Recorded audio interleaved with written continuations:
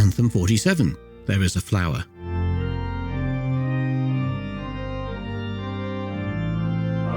Welcome to Anthem 47 in my attempt to write a new choir anthem every week for a year.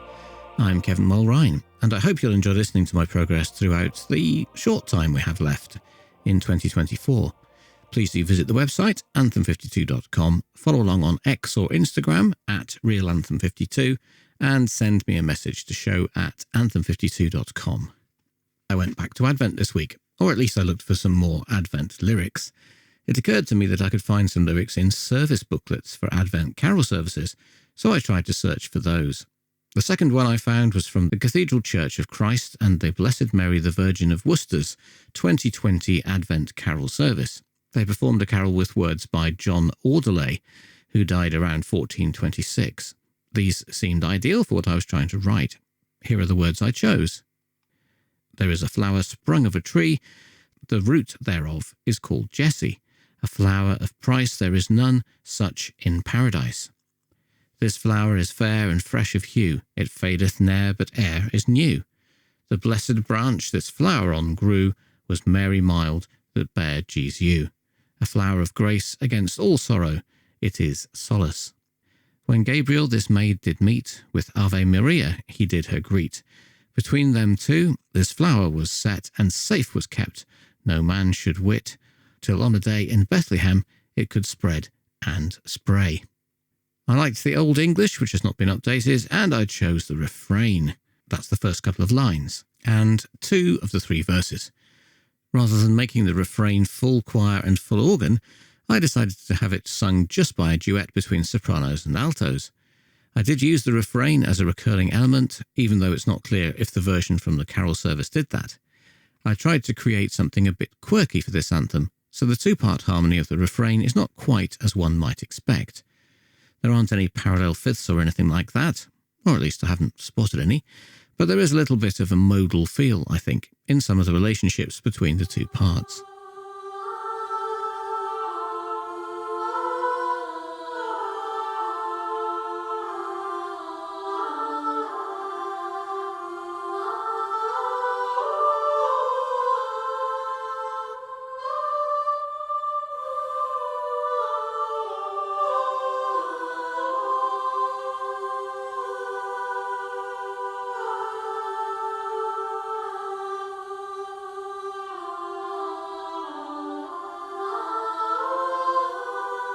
The feel is quite minimalist, and I decided to maintain this throughout the anthem with a sparse organ part, for example.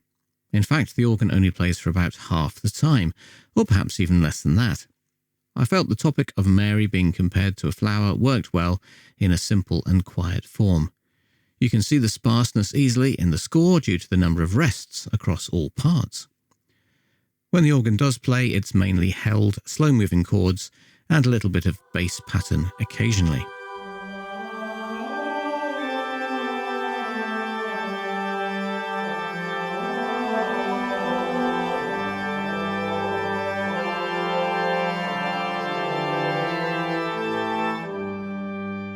The words of the verses have a slightly odd metre, and when and if I review this anthem, I might make the first verse a bit longer, because at the moment it feels a little unsettling due to the 3-ish sections. When I re-listen, however, it might come over as interesting and unusual. I'll have to see. In the first verse, the music is repeated in the pattern tenors, basses, sopranos, and finally altos, with the basses and tenors finishing off the verse in its unusual length.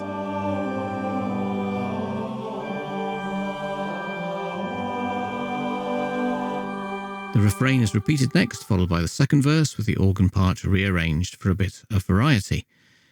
At one point, the held chords are taken over by the sopranos and altos, and the final words, "In Bethlehem it could spread and spray," are sung in unison by the whole choir, followed by 4-part harmony.